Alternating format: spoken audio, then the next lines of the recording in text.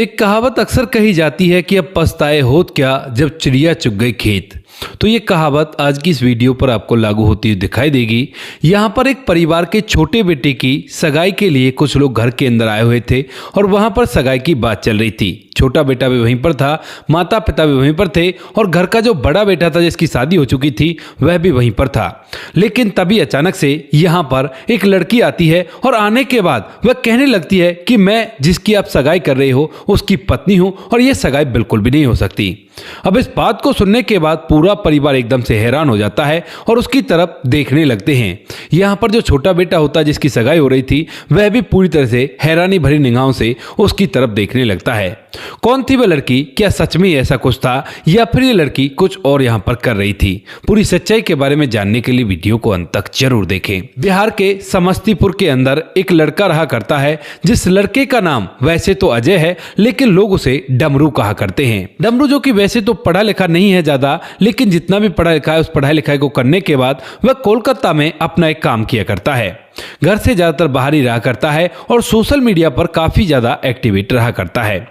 अब यहाँ पर डमरू का जो बड़ा भाई होता है उसकी शादी हो जाती है और शादी के बाद यहाँ पर जो घर वाले होते हैं अब छोटे बेटे डमरू की शादी की चिंता करने लगते हैं। अब डमरू के लिए इधर उधर लड़की ढूंढी जाती है और ढूंढने के बाद जब शादी की बात करने के लिए लड़की वाले यहाँ पर आ जाते हैं तो उसके बाद शादी की बात हो रही थी, घर के अंदर चहल पहल थी और सभी लोग बड़े खुश प्रतीत हो रहे थे। यहाँ तक कि जो डमरू होता है वह भी बड़ा ही खुश था क्योंकि आज उसकी सगाई हो जाएगी और कुछ दिन बाद उसकी शादी भी हो जाएगी। लेकिन तभी जब ये चहल पहल घर के अंदर हो रही थी तो उसी दौरान उस घर के अंदर एक लड़की आती है जिस लड़की का नाम सुमन होता है और वह आते ही एकदम से इस पूरे कार्यक्रम को रोक देती है। कहती है कि आप लोग क्या कर रहे हो? जिसकी आप सगाई करने के लिए आए हो वह मेरा पति है और काफी दिन पहले हमारी शादी हो चुकी है। अब इस बात को सुनते ही यहाँ पर जो डमरू के घर वाले होते हैं वह पूरी तरह से हैरान हो जाते हैं और डमरू भी बस सुमन की तरफ देखता ही रह जाता है और कुछ भी नहीं बोल पाता है। यहाँ पर जो वह लड़के वाले होते हैं यानी कि जो लड़की का रिश्ता करने के लिए आए थे वह भी पूरी तरह से हैरान हो जाते हैं और कहने लगते हैं डमरू के घर वालों से कि ये क्या मजाक है, आप लोग कह क्या रहे हो और ये लड़की क्या कह रही है। तो यहाँ पर लड़के वाले कहते हैं कि हमें नहीं पता कि ये लड़की कौन है और ये क्या कह रही है। लेकिन फिर भी जो लड़की वाले होते हैं जब उन्हें लगता है कि ऐसा कुछ हो रहा है तो आगे चलकर हमारी बेटी को काफ़ी ज़्यादा झेलना पड़ सकता है, तो इसी वजह से वहाँ पर रिश्ता ना करके वहाँ से वापस लौट जाते हैं। अब वो लोग तो लौट गए थे लेकिन ये लोग इस बात को लेकर परेशान हैं कि ये लड़की कौन है और यहाँ पर क्या कर रही है। तभी यहाँ पर जो डमरू का पिता होता है वह उस लड़की से पूछने लगता है कि तू यहाँ पर क्यों आई है और कौन है तू और यहाँ पर क्या कर रही है। इसके बाद यहाँ पर जो सुमन होती है वह कहने लगती है कि मैं कौन नहीं हूँ, मैं आपके घर की बहू हूँ, आपके छोटे बेटे ने मुझसे शादी कर रखी है और मैं और ये पति पत्नी है। आज से नहीं, हमें लगभग 3 से 4 महीने हो गए हैं और मैं शहर के अंदर फलाने क्वार्टर में रहा करती थी और तुम्हारा बेटा कोलकाता जाया करता है कमाने के लिए और जब भी वो वहां से लौटा करता है तो मेरे पास ही रुका करता है और हम दोनों एक साथ रहा करते हैं। इस बात को सुनकर घर वाले पूरी तरह से हैरान हो जाते हैं और जब अपने बेटे की तरफ देखते हैं तो उसके बाद बेटा सर नीचे की तरफ कर लेता है और यहाँ पर जो घर वाले होते हैं वह समझ जाते हैं कि ये लड़की सही कह रही है। उसके बाद फिलहाल तो ये लड़की यहाँ पर रहने लगती है, लेकिन कुछ ही दिनों बाद जो घर वाले होते हैं वो अपने बेटा और बहू दोनों के ऊपर काफी ज्यादा नाराज हो जाते हैं और उन्हें घर से निकलने के लिए बोलने लगते हैं। अब जो डमरू होता है वह जब ये बात सुनता है कि घर वाले उसे घर से निकलने के लिए कह रहे हैं तो उसके बाद जो डमरू होता है वह अपनी पत्नी को लेकर यहाँ से उसी शहर में चला जाता है जहाँ पर वो पहले किराए पर रह रहा था। अब आप लोगों के दिमाग में सवाल घूम रहे होंगे कि कौन है ये लड़की और यहाँ पर ये क्या कर रही है और अगर इसकी शादी हो चुकी है तो इसने घर वालों को क्यों नहीं बताया था। तो पूरी कहानी को समझने के लिए आपको यहाँ से लगभग 7 साल पहले जाना होगा दिल्ली के अंदर। दिल्ली के अंदर एक लड़की रहा करती है जिसका नाम सुमन होता है और सुमन बड़ी खुश मिजाज है। वह अपने जीवन को खुशियों के साथ जी रही थी और तभी उसके माता पिता उसकी शादी एक अरुण नाम के लड़के से कर देते हैं। अरुण जो कि दिल्ली के अंदर ही इधर उधर कंपनियों में काम किया करता है और अच्छे से अपने जीवन को व्यतीत कर रहा है। यहाँ पर माता पिता उससे उसकी शादी करा देते हैं और शादी होने के बाद जो ये लड़की सुमन होती है वह अरुण के साथ अपने जीवन को जीने लगती है। समय के साथ साथ सब कुछ अच्छी तरह से चल रहा था। पति जो था वह अपनी पत्नी का ख्याल रखा करता और बिल्कुल भी उसको परेशान नहीं देखा करता है, लेकिन उसके अंदर एक छोटी सी ऐसी आदत थी जिससे सुमन को काफी ज्यादा बुरा लगता था। दरअसल पति कभी कभी छोटी छोटी बातों को लेकर काफी ज्यादा गुस्सा हो जाता है और अपनी पत्नी पर बुरी तरह से चिल्ला जाया करता है। हालांकि ना तो वह हाथ उठाया करता था और ना ही कोई ऐसी बात करता था, लेकिन यह गलत आदत थी उसके अंदर और इसके लिए वो बाद में कह भी दिया करता कि मुझे बहुत ज्यादा गुस्सा आ जाता है, इसके लिए मुझे माफ कर दिया करो। लेकिन सुमन इस बात को दिल से लगा बैठती है और धीरे धीरे समय बीतता है। समय के साथ साथ सुमन को एक बच्चा भी होता है और बच्चे को पाकर ये परिवार बड़ा ही खुश होता है, क्योंकि वो लड़का हुआ था और लड़के को पाकर सोचते कि चलो अब फैमिली कंप्लीट हो गई और इसके बाद कोई भी बच्चा नहीं करेंगे। धीरे धीरे सुमन की शादी को जैसे ही 6.5 साल बीतते हैं तो 6.5 साल तक यहाँ पर जो अरुण की वो आदत थी चिल्लाने की, वो आदत उसे काफी ज्यादा बुरी लगने लगती है और इसी आदत के चलते यहाँ पर जो सुमन होती है अपने मोबाइल फोन पर सोशल मीडिया पर काफी ज्यादा एक्टिव रहने लगती है। अब जब सोशल मीडिया पर एक काफी ज्यादा एक्टिव रहती है तो वहीं पर उसकी मुलाकात अजय कुमार नाम के लड़के से होती है और अजय कुमार से ये प्यार भरी बातें करने लगती है। यहाँ पर इन दोनों में बातचीत होती है और बातचीत के दौरान दोनों प्यार के कस्में खा लेते हैं, वादे कर लेते हैं। और जो अजय था वो बिहार के समस्तीपुर के पास ही के गांव का रहने वाला था और कोलकाता में काम किया करता था। अब इस बात को सुनकर यहाँ पर जो सुमन होती है वह उससे और भी ज्यादा बातें आगे बढ़ाती है और धीरे धीरे करके दोनों का प्यार इतना आगे बढ़ जाता है कि अब सुमन उससे मिलने का फैसला करती है और अजय को यहाँ पर मिलने के लिए बुला लेती है। अजय और सुमन दोनों के दोनों दिल्ली के अंदर मिलते हैं और वहां पर मिलने के दौरान ही सुमन को पता चलता है कि अजय का गांव में लोग उसे डमरू कहा करते हैं, यानी कि अजय का बैक नाम जो है वो डमरू है। तो उसके बाद जो सुमन होती है वह भी उसे डमरू कहने लगती है और यहाँ पर अजय को इस बात से कोई भी फर्क नहीं पड़ता। लेकिन जब ये बार बार मिलते हैं तो एक बार जो अजय होता है वह उसका एक फोटो खींच लेता है और फोटो खींचने के बाद उस फोटो को अपने प्रोफाइल पिक पे लगा देता है। अब यह बात जब उसके गांव वाले देखते हैं तो यहाँ पर देखने लगते हैं कि भाई लड़की तो काफी ज्यादा खूबसूरत है और उसके बाद इस बात की चर्चा हो जाती है। उसी गांव का एक व्यक्ति यहाँ पर जो अरुण होता है सुमन का पति, उसका एक जानने वाला था और वह सुमन को अच्छी तरह से जाना करता था। अब जैसे वो इस फोटो को देखता है तो वो देखते ही पहचान जाता है कि ये तो भाई अरुण की पत्नी है और उसके बाद अरुण को कंपनी के अंदर ही बता देता है कि भाई देख ये तेरी पत्नी का फोटो इस तरह से एक लड़के की प्रोफाइल पर लगा हुआ है और वो हमारे ही गांव का लड़का है, काफी ज्यादा नालायक है और वह तो इस तरह के अवैध प्रेम प्रसंग रखा करता है, गांव के अंदर ही कई सारे केस उसने कर रखे हैं। इस बात को सुनकर यहाँ पर जो अरुण होता है वह पूरी तरह से हैरान हो जाता है जब अपनी पत्नी का फोटो इस तरह का किसी दूसरे की प्रोफाइल पर देखता है और दूसरे की बाहों में उसकी पत्नी खड़ी हुई थी। यहाँ से वह सीधा अपने घर जाता है और घर जाकर जब अपनी पत्नी को धमकाने लगता है, कहता है कि ये बिल्कुल ठीक नहीं है और ये तुमने बहुत गलत किया है। गुस्सा उसका पहले से ही खराब था तो इसी वजह से बुरी तरह से चिल्लाता है। तो यहाँ पर जो पत्नी होती है वह एकदम से चिल्लाते हुए अपने पति को चुप करती है और कहती है कि बहुत हो गया, शादी को हमारी को 6.5 साल हो गए हैं लेकिन आज तक तुमने मुझे कभी भी खुश रखा है।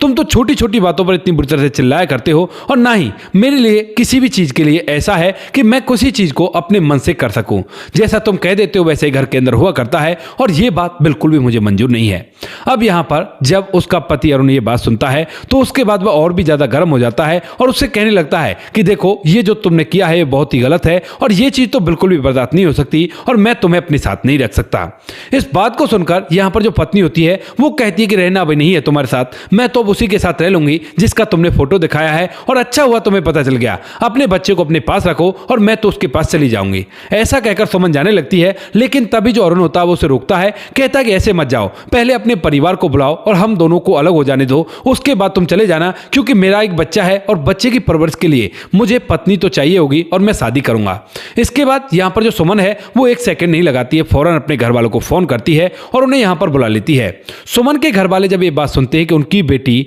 उस व्यक्ति को छोड़ रही है जो उन्होंने उसके लिए पसंद किया है तो उसके बाद उससे नाराज होते हैं, लेकिन सुमन का फाइनल फैसला था कि वह तो अब डमरू के साथ ही रहेगी। सुमन ने फोन करके डमरू को बता दिया था और जो डमरू होता है वह भी कहता है कि कोई बात नहीं, तुम ऐसा करो, आ जाओ और मैं तुम्हें अपने पास रख लूंगा। उसके बाद यहाँ पर जो सुमन होती है वह अपने उस पति से अलग हो जाती है और कहती है कि ठीक है मैं जा रही हूं। ऐसा कहकर जो सुमन होती है वहां से सीधा अजय के पास पहुंच जाती है जो कि जिसका नाम डमरू होता है और अजय ने अब तक एक किराए का कमरा ले लिया था।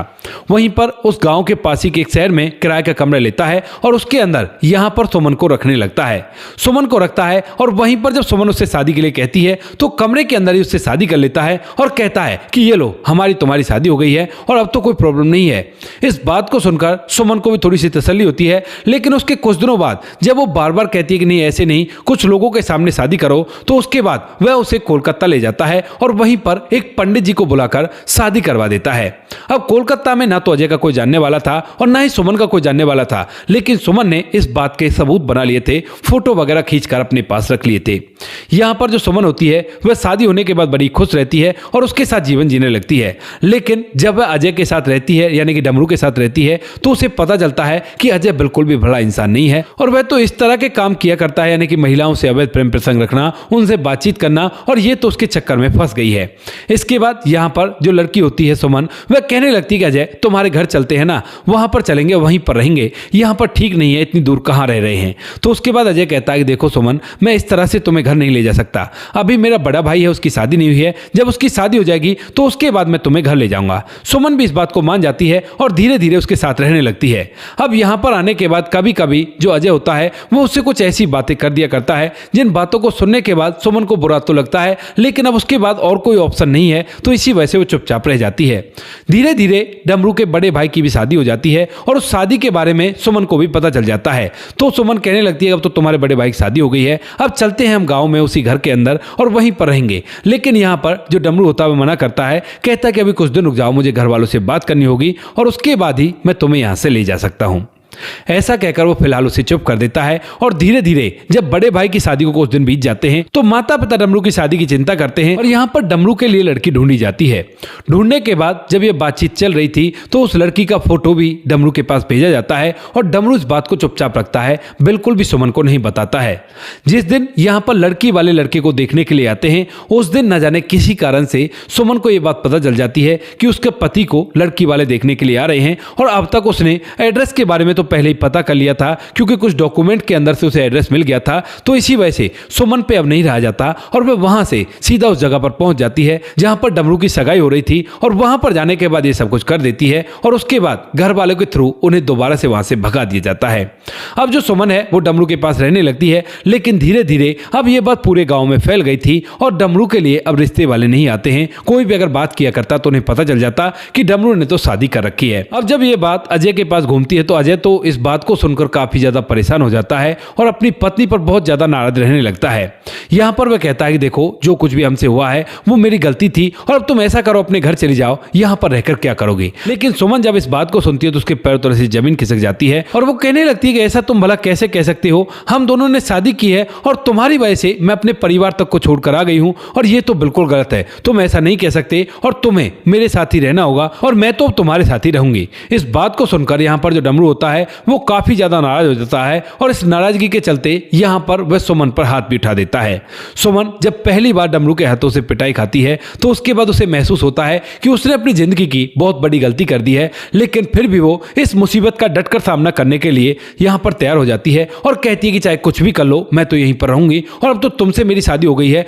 तो तुम कहीं भी नहीं जा सकते। ऐसा कहकर वह उसे एक धमकी भी दे देती है कि अगर तुमने कुछ भी ऐसा वैसा किया तो उसके बाद मैं पुलिस में कंप्लेंट कर दूंगी और फिर देख लेना क्या होता है, क्योंकि सारे सबूत मेरे पास है जो हमारी तुम्हारी शादी हुई थी। इस बात को सुनकर अजय डर जाता है और उसके बाद उसे कहता है कि कोई बात नहीं, मैं ऐसा थोड़ी ना कर रहा हूं, कोई दिक्कत नहीं, हम एक साथ रहेंगे और कैसी भी परेशानी नहीं है, लेकिन जब घर वाले हमें अपने पास नहीं रखेंगे तो घर वालों की प्रॉपर्टी भी नहीं मिलेगी और इसके लिए मुझे कुछ ना कुछ तो करना होगा। ऐसा कहकर यहाँ पर जो डमरू होता है वह सुमन को वहीं पर रखने लगता है और इधर उधर घूमता रहा करता है, लेकिन जब भी कभी उसे मौका मिला करता तो छोटी सी बात को लेकर सुमन को बुरी तरह से प्रताड़ित किया करता और घर के अंदर एकदम से कलह का माहौल रखा करता है। सुमन इन बातों से काफी ज्यादा परेशान तो होती है, लेकिन अब उसके बैक में खड़ा होने वाला कोई भी नहीं है, तो इसी वजह से केवल रोने के अलावा उसके ऊपर कुछ नहीं बनता है। लेकिन वहीं पर जिस किराए के मकान में कमरे में ये लोग रहा करते थे, उसी कमरे के साइड में जो पड़ोस वाले होते हैं वो इनकी हरकतों से काफी ज्यादा परेशान हो जाते हैं, क्योंकि रात के समय डमरू ज्यादातर शराब पीकर आया करता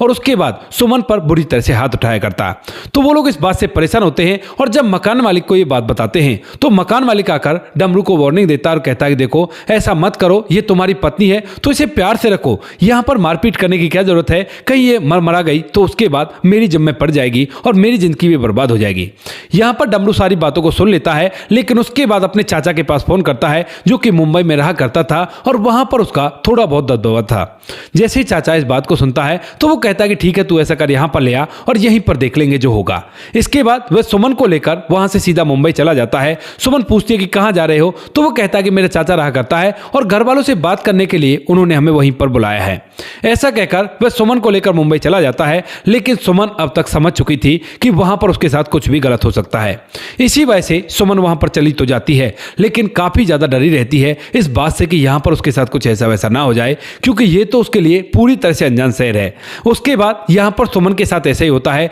जैसा वह सोच रही थी। डमरू और भी ज्यादा बुरी तरह से उसे पिटाई लगाने लगता है, यहां तक कि जो उसका चाचा होता है वह भी उसे बार बार धमकाया करता है और कहा करता है कि तुझे ना जाने कहां गायब कर देंगे, तुझे पता भी नहीं चलेगा, अगर अपनी सलामती चाहती है तो भाग जाए यहां से इसे छोड़ छाड़ कर। अब इस बात को सुनकर सुमन को महसूस हो जाता है और इसी वजह से वह रात भर अपनी आंखें खोल कर रखती है, बिल्कुल भी नहीं सो पाती है। धीरे धीरे कुछ दिन बीतते और कुछ दिनों बाद यहाँ के जो पड़ोसी होते हैं उन्हें भी पता चल जाता है कि इस घर का जो व्यक्ति है वह अपनी पत्नी को बहुत ज्यादा पिटाई लगाया करता है। तो उसके बाद वो जो लोग होते हैं वह उससे कहने लगते हैं सुमन से कि अगर तुम्हारा पति तुम्हें इतना परेशान किया करता है तो तुम ऐसा करो ना, पुलिस को बुला लो, पुलिस को सब कुछ बता दो। इस बात को सुनकर जो सुमन होती है वो कहती है कि ठीक है मैं पुलिस को बुला लेती हूँ, क्योंकि यहाँ पर डमरू ने यहाँ पर आते ही सबसे पहले उसके मोबाइल फोन से सिम कार्ड निकाल कर तोड़ दिए थे और मोबाइल फोन भी उससे छीन लिया था, यानी कि यहाँ पर एक तरह से वो बंधक की तरह रह रही थी। उसके बाद पड़ोसियों की मदद से वह पुलिस को बुला लेती है और जैसी पुलिस आती है तो रो रो कर उन्हें बताने लगती है पूरी कहानी। लेकिन इतनी देर में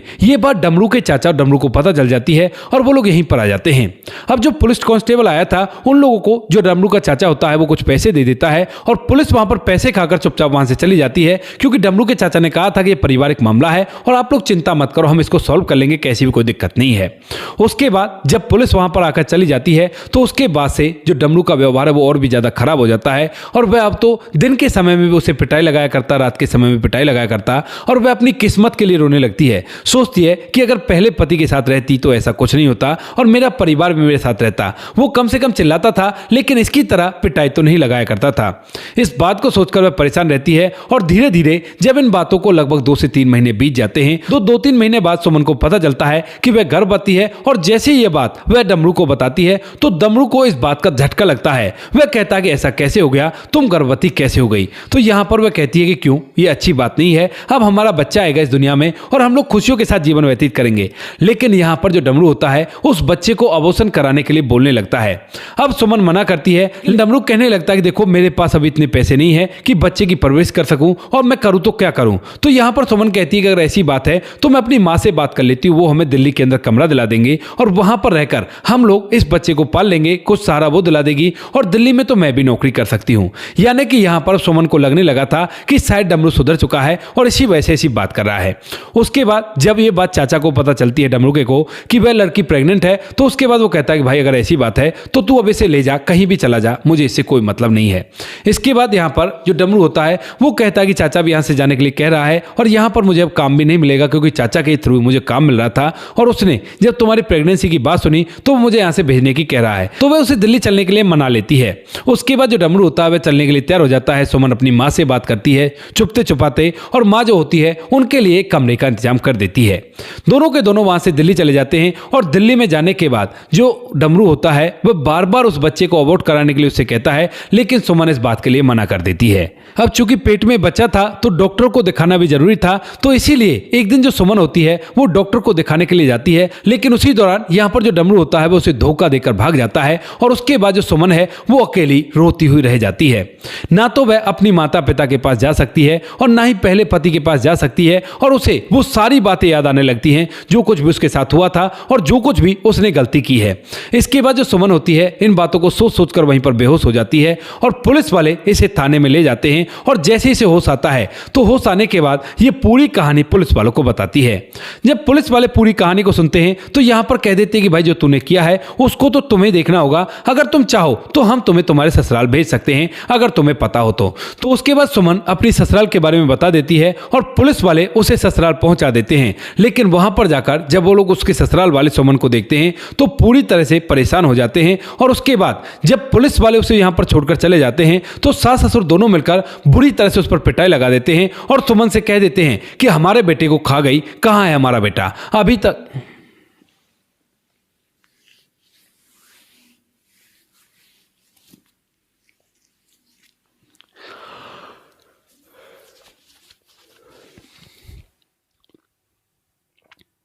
उसके बाद सुमन काफी लंबी लड़ाई लड़ती है क्योंकि घर वाले तो बेटे का इल्जाम उसके ऊपर लगा रहे थे, उसको बुरी तरह से प्रताड़ित भी किया गया था। काफी दिनों जाकर उसे वो लड़का मिलता है जिस लड़के के साथ वो भागी थी, लेकिन आज तक भी वो अपनी गलती के बारे में यही सोचा करती है और सभी को यही राय दिया करती है कि जो घर वालों ने चूज कर दिया उसी के साथ अपने जीवन को व्यतीत करो, क्योंकि बाद में कुछ नहीं होता जब जिंदगी बर्बाद हो जाती है। आज उसकी जिंदगी पूरी तरह से बर्बाद है, लेकिन वह चाहती है कि किसी और की जिंदगी इस तरह से बर्बाद ना हो। तो दोस्तों ये थी आज की कहानी। आपको जैसी भी लगी कमेंट सेक्शन में बता देना। वीडियो अगर अच्छी लगे तो वीडियो को लाइक और चैनल को सब्सक्राइब जरूर करें ताकि हमें थोड़ा सा हौसला मिल सके आप लोगों के लिए ऐसी अच्छे वीडियो बनाने के लिए। इन कहानियों को सुनाने का उद्देश्य किसी को परेशान करना बिल्कुल भी नहीं है। ये कहानी आपको इसलिए सुनाई जाती है ताकि आप लोग इन कहानियों में से कुछ ना कुछ सीख सको और अपने जीवन में उस चीज़ को अप्लाई कर सको। मिलते हैं किसी नेक्स्ट वीडियो नए टॉपिक के साथ, तब तक के लिए जय हिंद, जय भारत, जय हिंदुस्तान।